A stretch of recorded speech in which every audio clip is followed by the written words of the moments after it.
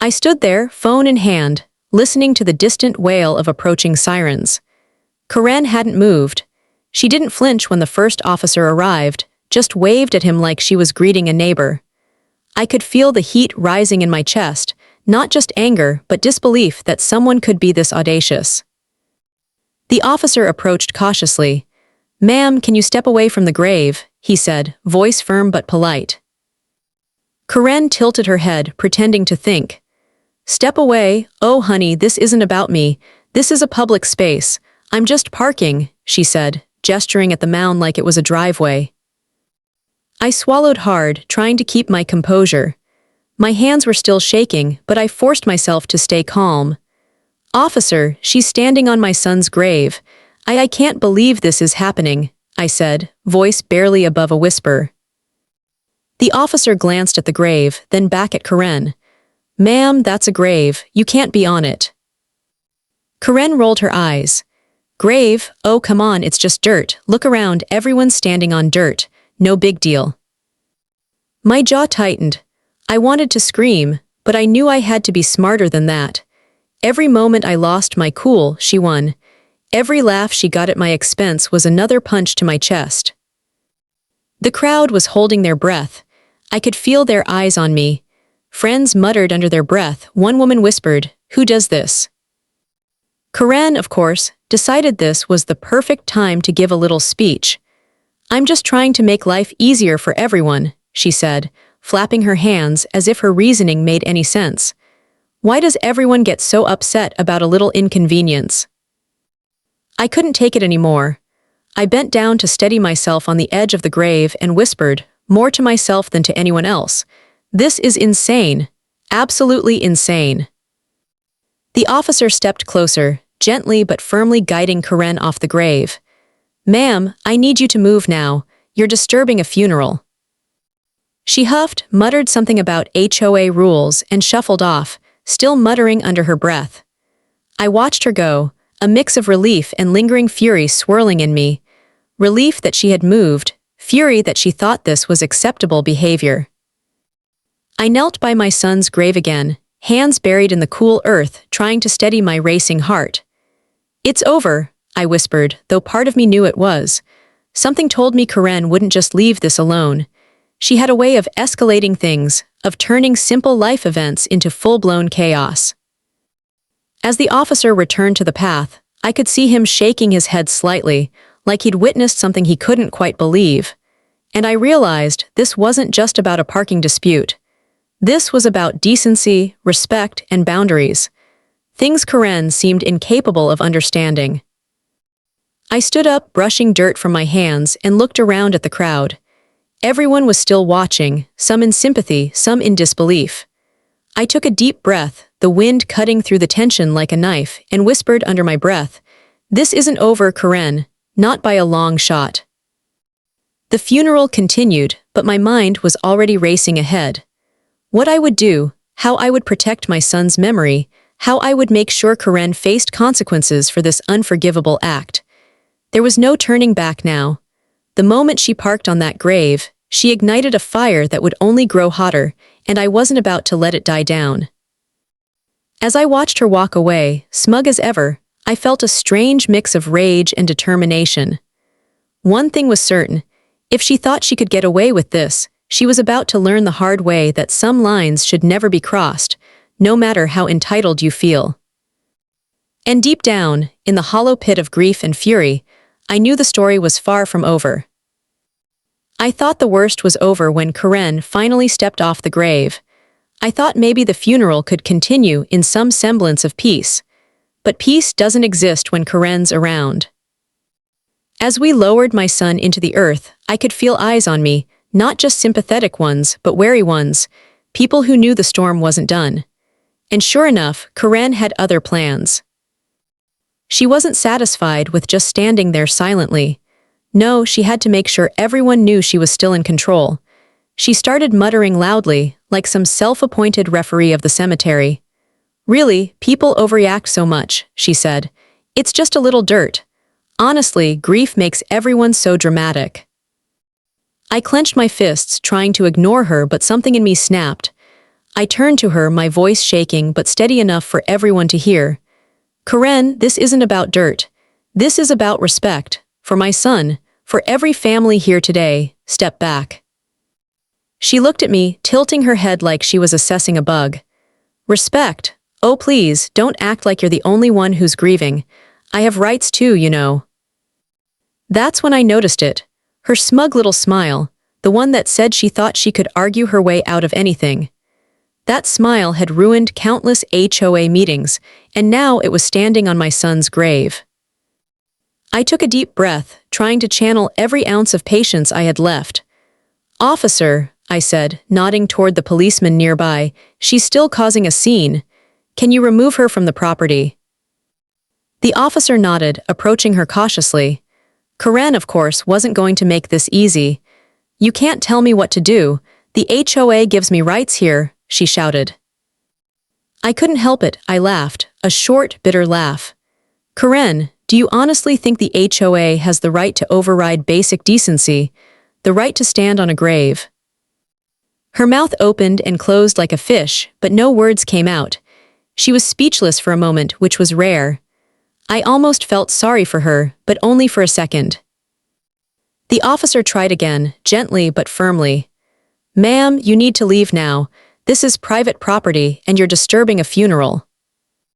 Karen huffed dramatically and took one step back, then another, muttering about authorities not understanding HOA policies. I could hear the gravediggers shaking their heads as they worked, trying not to get involved in a battle that was beyond absurd. Once she was far enough away, I sank into a nearby bench, hands over my face. My grief had shifted into a mix of disbelief and anger. How could someone be so entitled, so utterly devoid of empathy, that they could do this in the first place, and then act like nothing was wrong? That's when I realized something important. This wasn't just a one-off. This was Karen.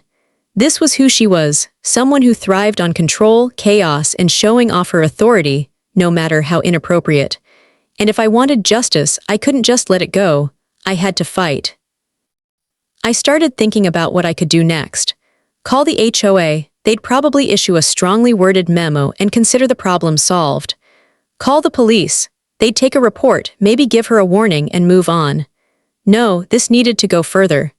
This needed to be something that would make her understand, finally, that her actions had consequences. As I left the cemetery later that day, my mind was racing. Karen had planted a seed of chaos that couldn't just be ignored. Every thought was a plan, every breath was a calculation. And deep down, I knew I couldn't just rely on luck or hope. I had to be smart. I had to be relentless. And Karen, she thought she was untouchable. She had no idea the storm that was coming. Because one way or another, someone had to pay for what she did. And that someone wasn't going to be me, it was going to be her. I thought I understood how HOA drama worked. Paint colors, mailbox heights, lawn regulations, the little annoyances that everyone secretly hates but tolerates. I thought I knew how petty it could get. But I was about to learn that some people, and some organizations, take absurdity to a whole new level. After the funeral, I decided I needed to report Karen formally. Not just to the police, but to the HOA. Surely, they would understand the gravity of standing on a grave, right? Surely, rules about community behavior included something about common decency. Wrong! I sent an email detailing exactly what had happened, attaching photos and video evidence. I wrote carefully, trying to sound professional, despite the rage simmering in my chest. I described Karen's blatant disregard for the family, the law, and basic human decency. Hours later, I got a reply, and I kid you not, it read like a bad sitcom. Dear homeowner, we appreciate your commitment to the community. However, after review, Karen's actions do not violate HOA policies. We recommend resolving disputes amicably. Sincerely, HOA Board. Amicably. She had stood on my son's grave, and they thought it was a minor dispute that could be resolved like a missing mailbox flag. I laughed bitterly, then slammed my laptop shut. That's when I realized something critical. The HOA wasn't going to help. In fact, the HOA had basically given her a green light to keep causing chaos. They were more concerned with paperwork and bylaws than decency or law. And Karen knew it. Because the very next day, I saw her at the grocery store, strutting down the aisle like nothing had happened. She waved at me, all smiles and fake innocence. "Oh, hey there, funerals are so sad, aren't they?" she said, as if she hadn't ruined mine. I wanted to throw the card at her, but I reminded myself that I had to be smarter than that. Every confrontation, every emotional reaction was her weapon. I couldn't give her that. I had to stay calm, even when it was impossible.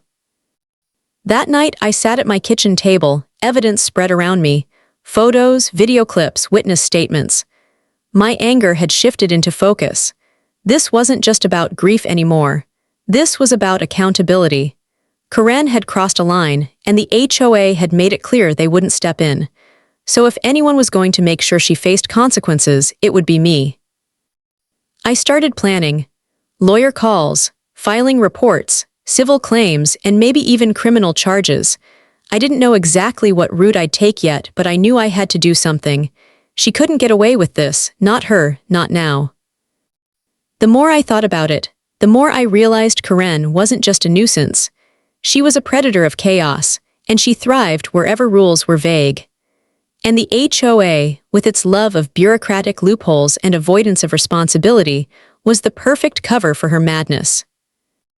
I remembered the gravediggers at the funeral, shaking their heads, muttering about some people having no shame. They were right, and I knew that if I didn't act, no one else would. As I lay in bed that night, I could hear my own thoughts spiraling. Karen was still out there, still smug, still thinking she could manipulate everyone and everything.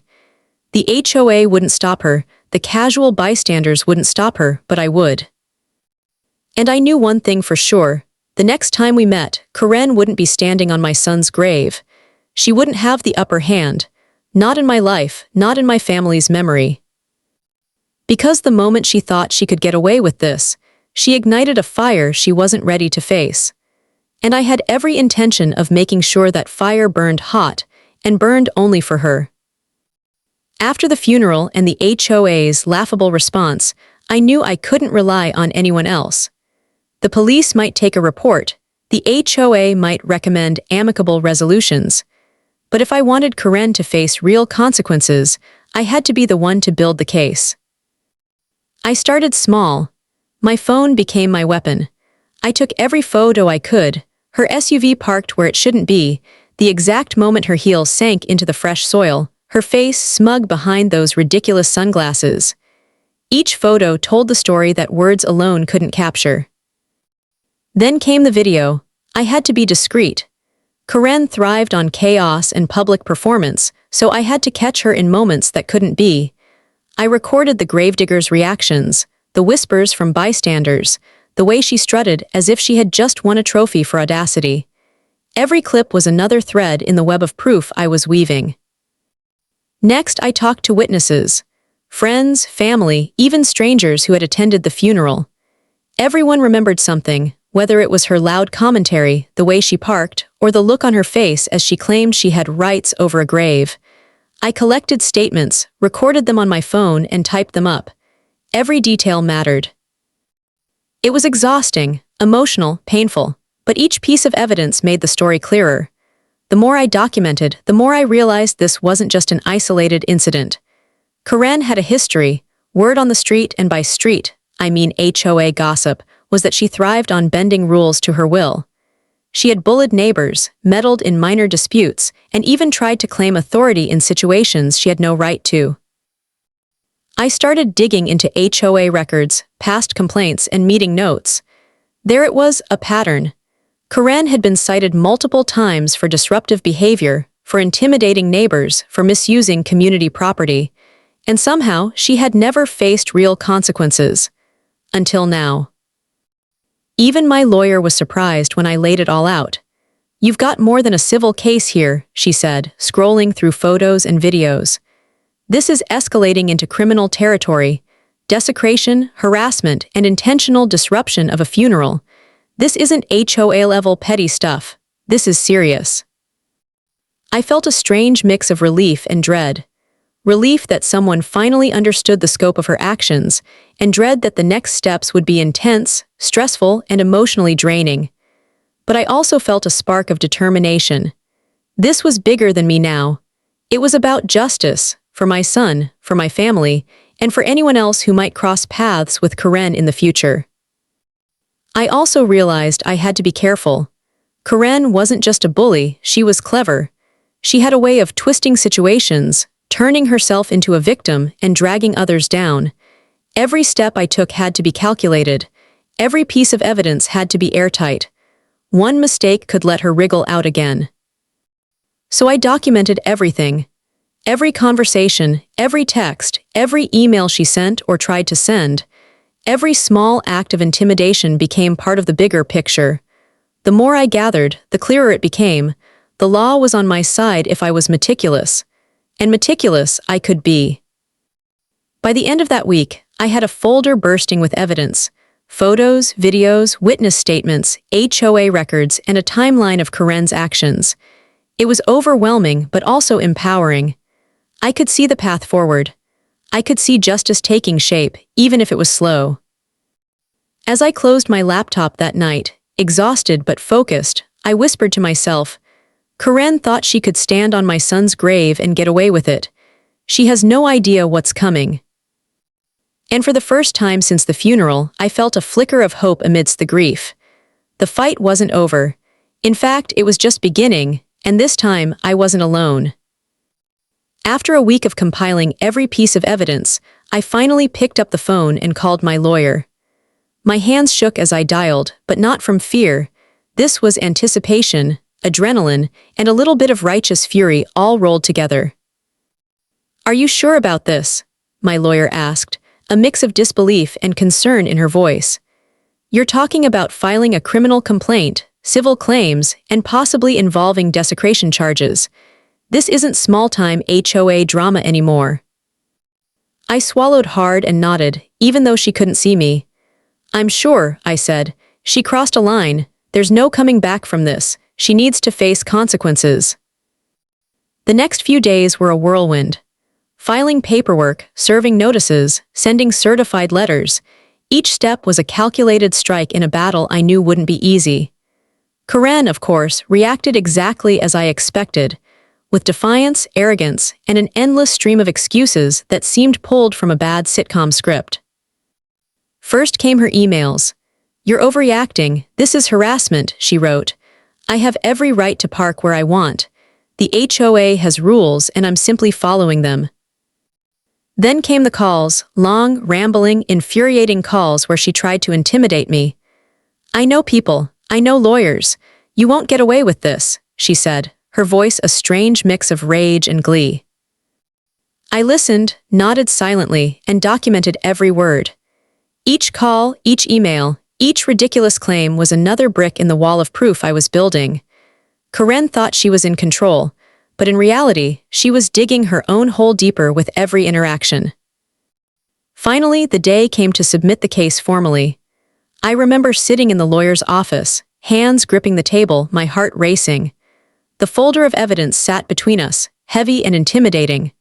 Photos, videos, witness statements, HOA records, and a detailed timeline of Karen's actions, all organized meticulously. As we filed the complaint, I felt a strange mixture of grief, anger, and relief. My son wasn't coming back. That pain would never go away. But I could ensure that Karen would face the consequences of standing on his grave and mocking our loss. Word of the complaint spread quickly. HOA neighbors who had stayed silent for years suddenly had opinions. Some whispered their support, others tried to distance themselves from the storm. Karen, predictably, went into full-blown damage control mode, posting cryptic social media updates, attempting to sway public opinion, and even sending letters claiming she was being persecuted. I ignored it all, focused. Every piece of chaos she created became further evidence. Every overreaction, every attempt to manipulate the situation only strengthened my case. Then came the first official hearing. I walked into the courthouse, folder in hand, heart hammering. The room smelled faintly of coffee and polished wood, and every step echoed in my ears. I saw Karen sitting across the hall, sunglasses on, arms crossed, trying to look unbothered. But I could see it, the tiniest flicker of worry in her eyes. The judge called the room to order. Papers were filed, statements were read, and Karen had her first opportunity to speak. Of course, she tried to spin the story, painting herself as a victim of my overreaction. The courtroom, however, wasn't buying it. The judge's eyes narrowed as he glanced at the photos and the video clips we submitted. I felt a small surge of hope. This was the first time someone was seeing the situation for what it really was. Not HOA drama, not petty disputes, but real, undeniable wrongdoing. And Karen was starting to realize that her usual tactics of intimidation and manipulation wouldn't work here. By the end of the day, the judge scheduled the next hearing, and I left the courthouse with a mixture of exhaustion and determination. The battle had officially begun, and now it was no longer just about paperwork and phone calls. This was a fight in a courtroom, a public, undeniable confrontation where Karen would have to answer for her actions. As I walked to my car, I couldn't help but whisper under my breath, "Karen, you thought you could get away with it. But now the storm is just starting." Walking into the courtroom that morning, I felt a mix of nerves and resolve. This wasn't just paperwork or emails anymore, it was real, formal, undeniable. Karen was there, of course, sitting in the front row like she owned the place. Sunglasses on, hair perfectly coiffed, nails sharper than her arguments. I could practically feel the arrogance radiating off her. The judge called the case and the room fell silent. I took a deep breath, my hands gripping the folder of evidence I had carried through this entire process. Every photo, every video, every witness statement, it all mattered now. Karen's lawyer started first. He tried to frame this as a misunderstanding, a simple mistake, claiming she had no awareness of the grave and that her actions were entirely innocent. My stomach twisted. Innocent, standing on my son's grave, I had to hold back a laugh, though it was more of a bitter, frustrated sound. Then it was my turn. I walked up, trying to project calm authority, and laid out the events as they happened. I described the funeral, the surreal moment when she parked on the grave, the chaos she caused, and the incredulous reactions of the attendees. I showed the photos and video clips, letting them speak for themselves. The judge leaned forward, eyes narrowing at the screen as Karen's face flashed across it, smug, arrogant, and completely unrepentant. He glanced at me, then at the lawyer representing Karen, and back at me again. I could feel the tension crackling in the air, like a storm about to break. Next came the witnesses. Friends, family, even strangers who had attended the funeral, all came forward to tell the story. One elderly neighbor described Karen's pattern of entitlement. "She's always like this, always trying to control everything, bullying people, and somehow getting away with it." Another witness recounted Karen's bizarre claims that the HOA gave her rights over other people's property. Karen tried to interrupt, of course. She tried to argue, to twist, to make herself the victim. "I was just following HOA guidelines," she shouted at one point, pointing a manicured finger at the judge. "You don't understand the rules of our community. I have authority." The judge paused, looking at her like he had just encountered an alien. "Ma'am," he said slowly, deliberately, "you are not above the law. Standing on a grave is not a community rule. It is a crime. Do you understand that?" Karen sputtered, fumbling for words. I almost felt sorry for her, almost, but I knew better. This was her moment of panic, the first crack in the armor she had worn for so long. As the day went on, the courtroom became a battlefield. Every photo, every video, every witness statement pushed the story further into undeniable reality. Karen's attempts at manipulation faltered. The judge's eyes narrowed with each ridiculous claim she made, and I could feel the momentum shifting. By mid-afternoon, the tension was unbearable. Karen's face had turned red, her hands fidgeting, her confidence slipping. I sat quietly, focusing on the folder in my lap, feeling a mixture of grief and vindication. This was justice, not just for my son, but for anyone Karen had tried to intimidate or humiliate over the years. When the hearing ended, the judge didn't make a final ruling yet, but his words were clear. Karen's behavior had crossed legal boundaries, and the evidence against her was compelling. I walked out of the courtroom with a mix of relief and anticipation. The fight wasn't over, but the tide had turned. Outside, I took a deep breath, letting the cool air fill my lungs. Karen was still there, packing, muttering, trying to find her footing in a storm she hadn't expected. And for the first time, I realized that her arrogance had been her undoing. She thought she could intimidate everyone, twist the rules, and walk away. But the law doesn't bend for entitlement. As I got into my car, I whispered under my breath, "Karen, you thought you were untouchable. You thought this would be easy. You thought wrong." And somewhere deep inside, I knew the final showdown was coming. One way or another, the story wasn't finished yet. The days between hearings felt like a slow, endless march. I spent every waking hour preparing, going over my notes, reviewing witness statements, making sure every detail was airtight. Karen, of course, didn't sit quietly. She posted online, called neighbors, and somehow managed to turn herself into a victim in her own twisted narrative. But I ignored it. I had a bigger goal: justice. When we returned to court, I noticed something strange. The judge had a stack of files in front of him that I hadn't seen before.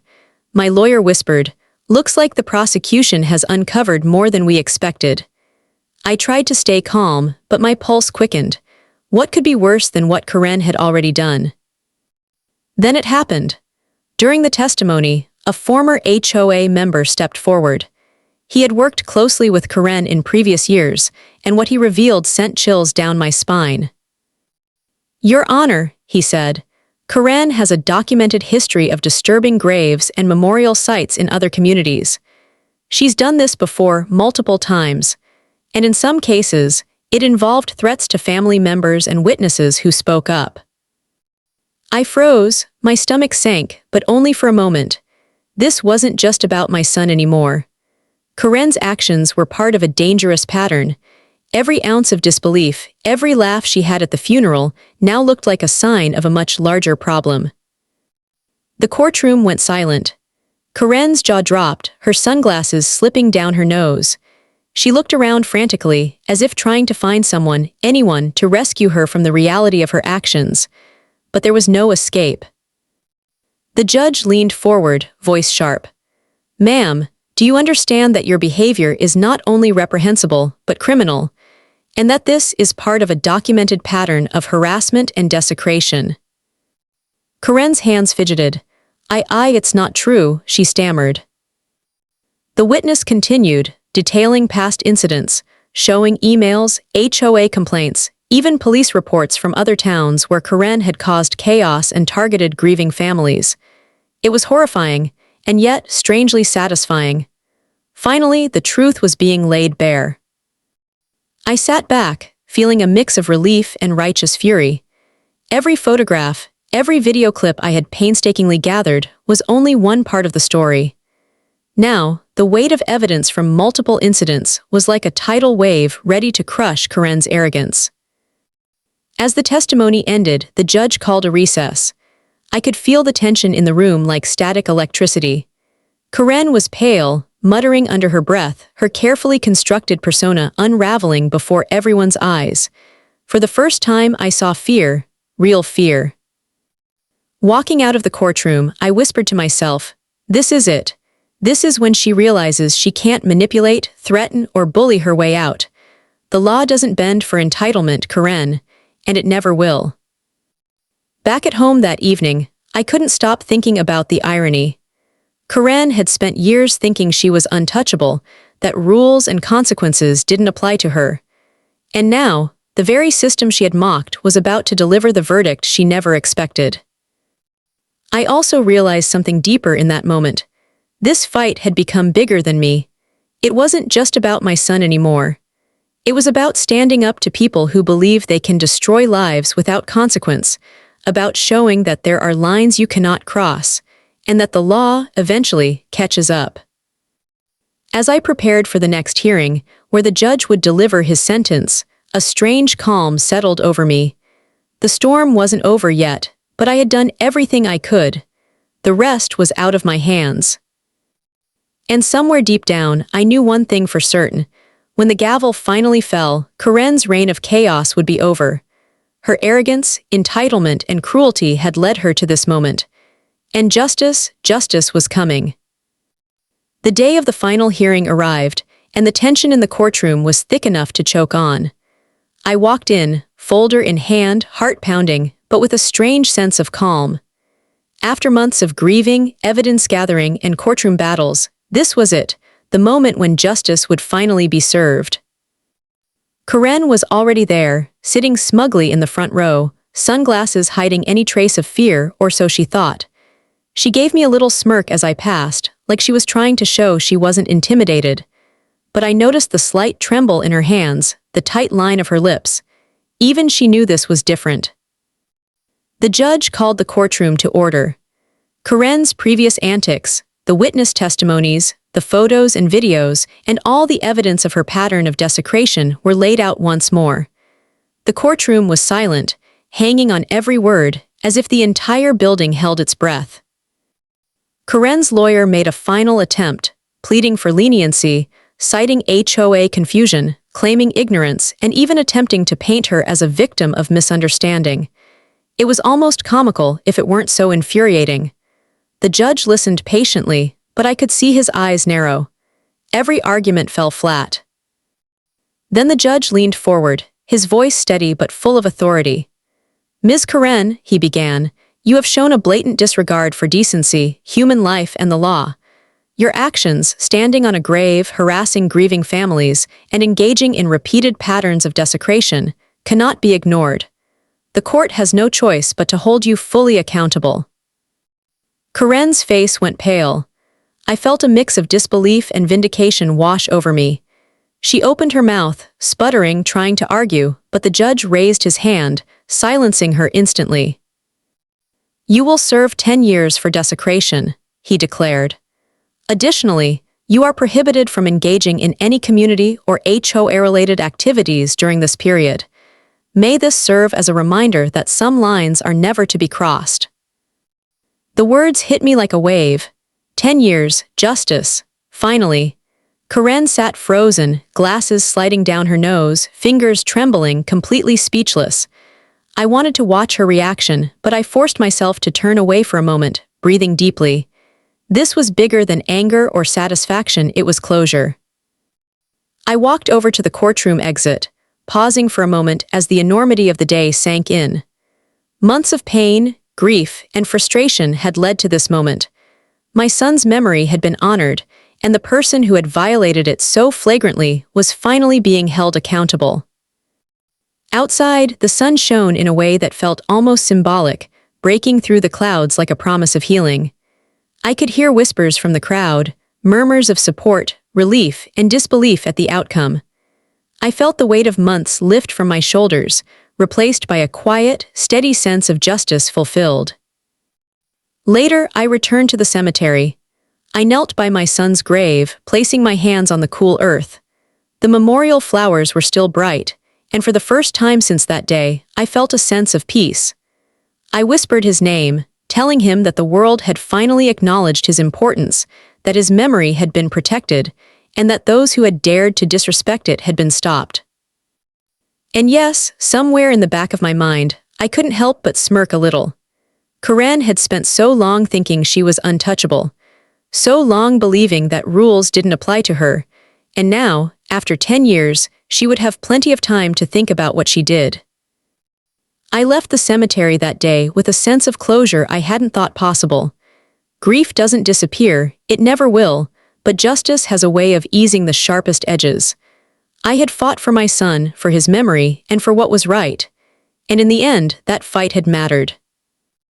As I drove home, I whispered quietly, almost to myself, "Some people think they're above the law, above decency, but in the end justice finds them." And this time it found her. The sun dipped behind the horizon, casting long shadows across the cemetery. It was a moment of finality, a chapter closed, and a reminder that even in the darkest moments, persistence, Courage and a refusal to back down can turn grief into action and action into justice. Every HOA has a story on HOA Headaches. You'll hear the ones they tried to bury. Subscribe today.